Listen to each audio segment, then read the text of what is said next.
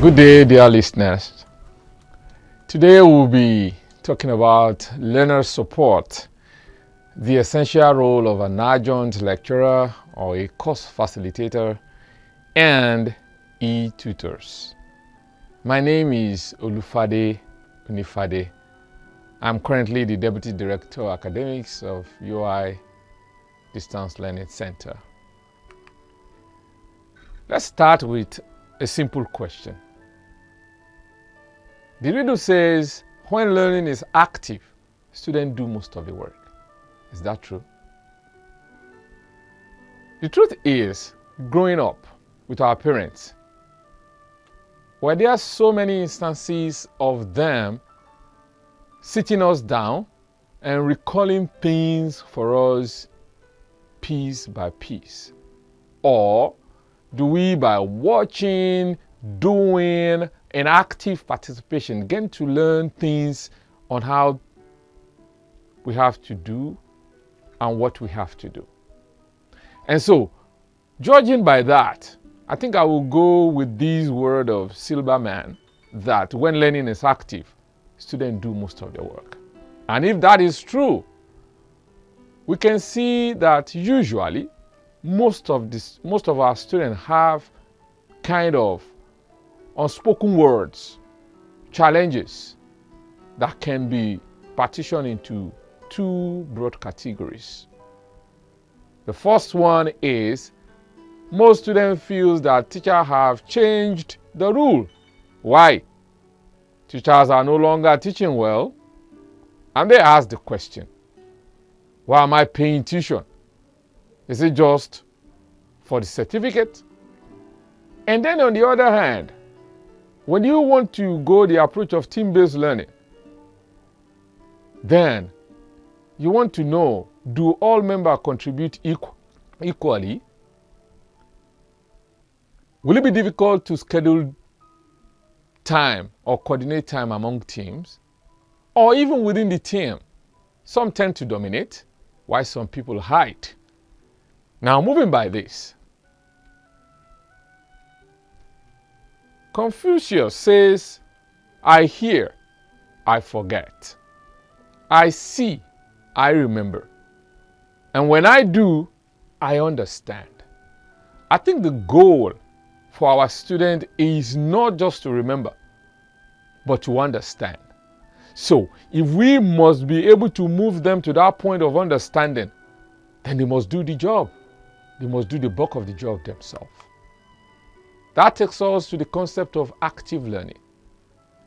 As a facilitator or an e-tutor, the best way to engage our learners is using the theory or the paradigm known as active learning. In active learning, students solve the problem. They answer the questions. They formulate questions of their own. They discuss within themselves. They explain things to themselves. They debate and sometimes brainstorm.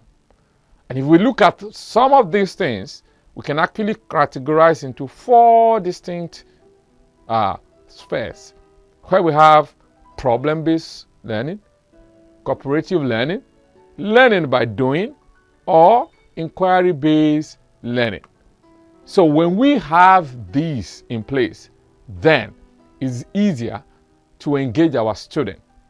Now, how do we encourage attendance? Because, again, we found out that over time, the complaint has always been, students are not coming online, they are not participating in class. But how do we encourage attendance? Then, we can increase student participation by making sure that they are fully engaged. By making sure that we encourage them to improve on their rate of retention.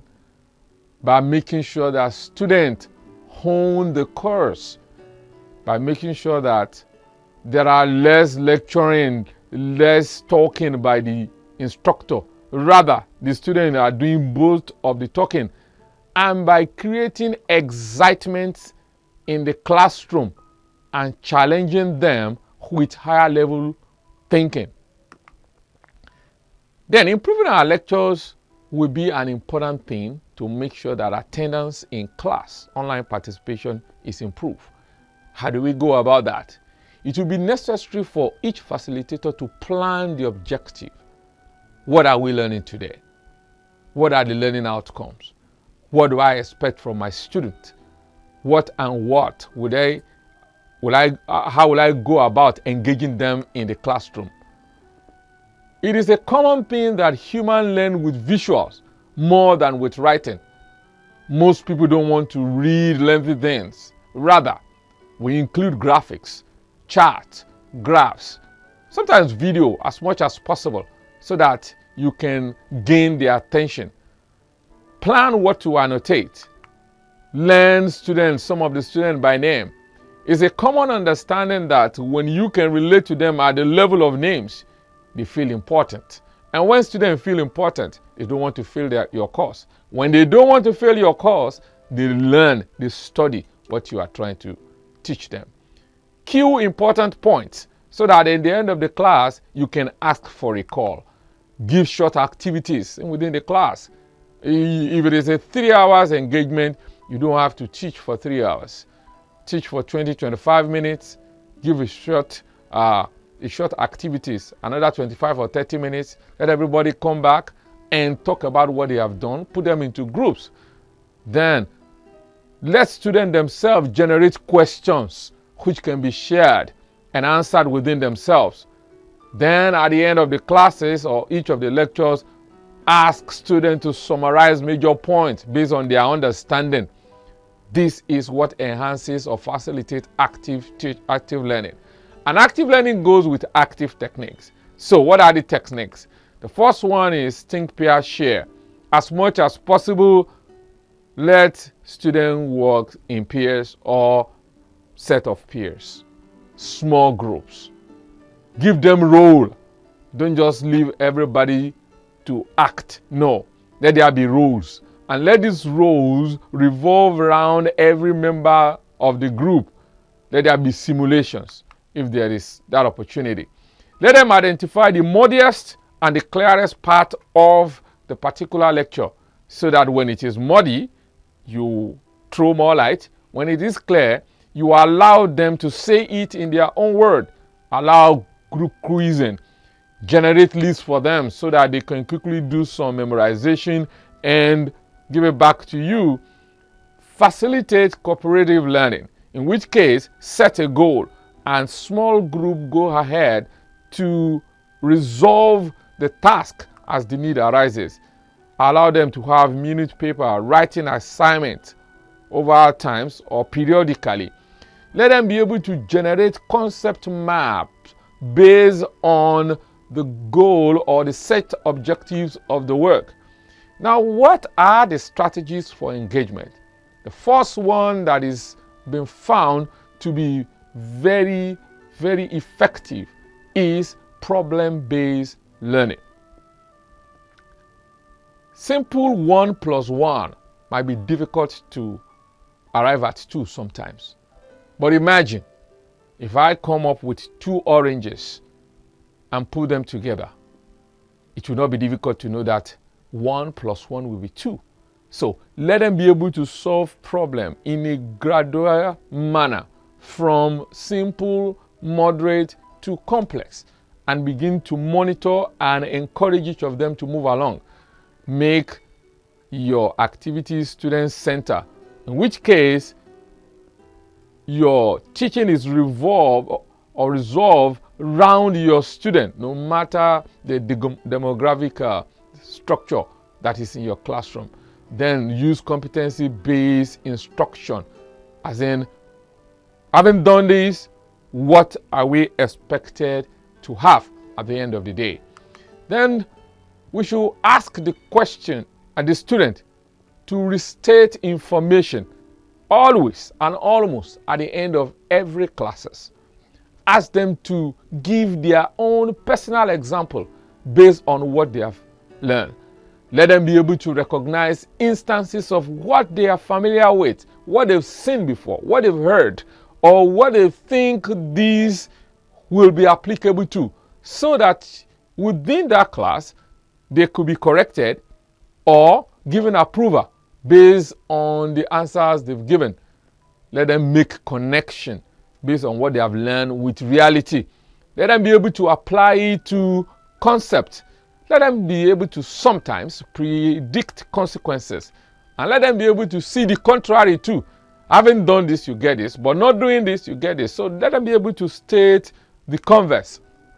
Now, because it is a dual mode class, which means that most of the time you are not going to be meeting physically with your student. So the bulk of the job will be on the go. So how do we sustain on the go class assignment? Like I mentioned earlier, there is need for small groups within the classroom, and the task will be let each group, given a particular set of problem, be able to analyze, and then group-wise compare, group-wise contrast, group-wise define, group-wise describe, group-wise evaluate the result they have gotten, group-wise justify their result, group-wise prove the efficacy of what they have, group-wise give a summary of what they have done, and group-wise synthesize higher level problem based on knowledge they've acquired. Now, to encourage learning partners, allow them to compare notes, student to student, jottings, understanding. Allow them to discuss example as they view it. Nothing is completely wrong. Nothing is completely out of point. Allow them to solve problem and relate to each other and one another within the classroom space, not necessarily physically now. Allow them to critique each other's writing. So when they have a writing assignment, let them share across and let everybody give a feedback based on what they've seen on their partner's writing.